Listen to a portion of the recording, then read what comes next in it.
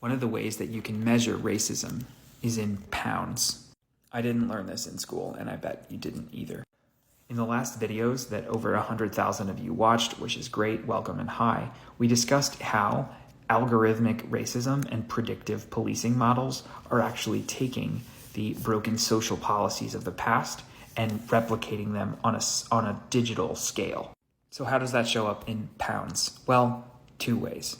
Many of you are probably familiar with the difference in the discrepancy in maternal mortality across races. Put simply, Black women are more likely to die in childbirth than white women. There's a lot of reasons for that are documented in this book, but I want to actually focus specifically on the infants that are born. This comes from Dorothy Roberts' book, Fatal Invention, which is good for a lot of reasons.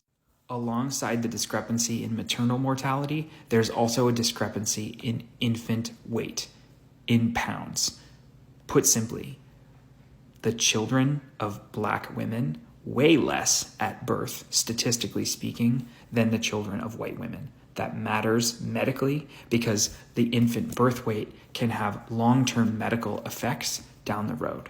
It wouldn't be unreasonable if you heard this to think biologically that this may be a genetic problem. This may be something like sickle cell anemia. It could be related to intrinsic biological differences between the races. Robert's book puts basically all of that nonsense to rest, but I'm going to give you one specific way that we know that that wasn't true in this specific case.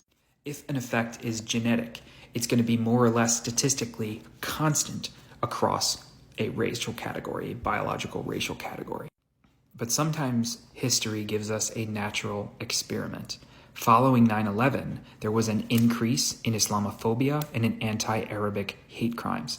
That was measurable, not just in statistics of crimes, but it was also measurable in infant birth weight. And not just all of the infants born to Arabic women post 9/11, specifically infants born to the women with Arabic-sounding names.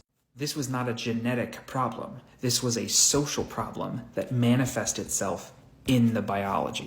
And if you're persnickety about causality or correlation, you can read the follow-up studies that were done that track birth weight over decades, confirming this hypothesis. The social world that we construct with our policies has biological ramifications. Put differently, there are no meaningful genetic differences between the races. There are differences in health outcomes across races. That's not because of genetics. It's because we built the world that way.